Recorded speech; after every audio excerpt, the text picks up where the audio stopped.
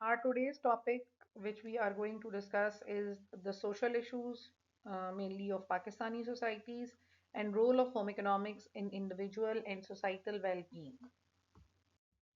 First of all, we will define society, a community, nation, or a broad grouping of people having common traditions, institutions, and collective activities and interests. Merriam-Webster Dictionary. According to this dictionary, the society is a group of people. Community means, again, people living together, and it can be a nation. Uh, that type of nation, that type of group which have shared resources and who have collective activities and interest. That means shared resources and shared interests. Their traditions are same, they share same institutions, their activities are more or less same, and their interests are also same. Another definition of society given by Britannica Dictionary is people in general thought of as living together in organized communities with shared laws, traditions, and values. So, according to this, all the people who are living in any community or in any designated area which have same law, same traditions, and same values. Then definition of individual. A single person, a person who is considered separate from the rest of the group. Individual is a smaller unit, one unit of a society. One individual means one member of the society and a person in a society. And there is a very strong relationship because individuals make the society. When individuals combine together, they form groups, and group of people make the society, or in other words, we can call it community.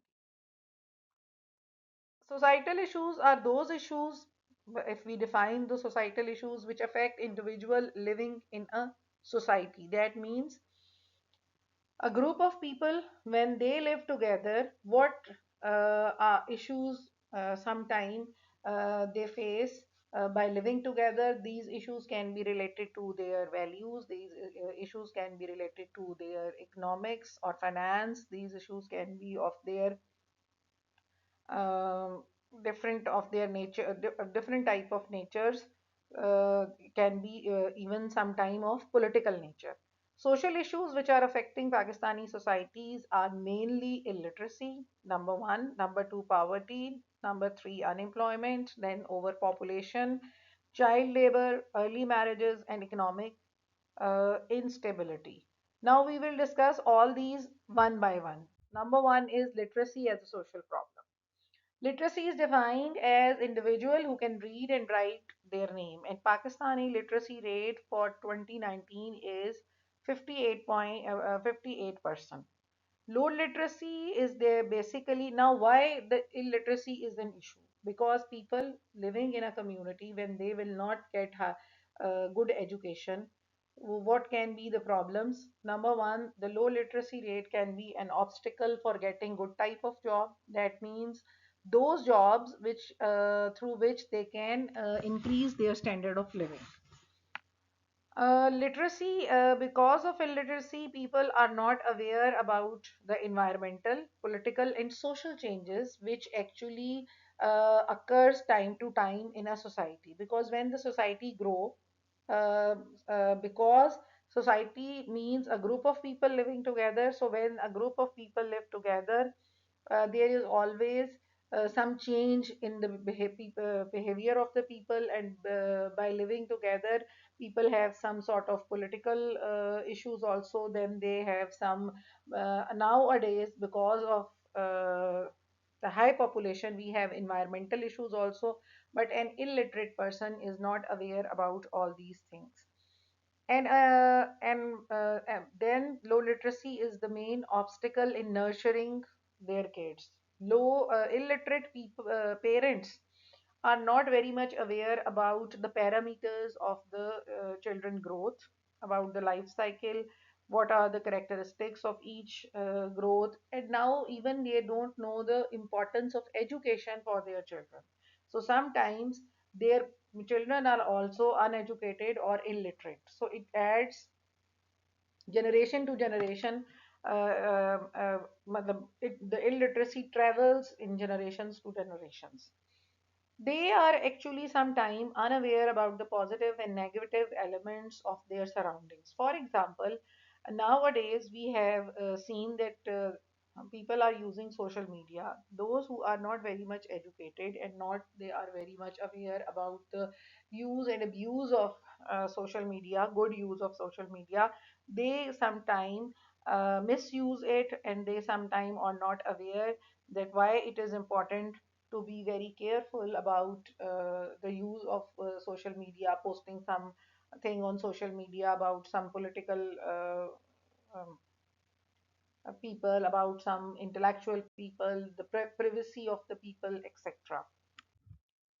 Then we have the problem of poverty. Poverty is defined as the state of being extremely poor. That means those who cannot afford three basic needs, that is, food, shelter, and clothing.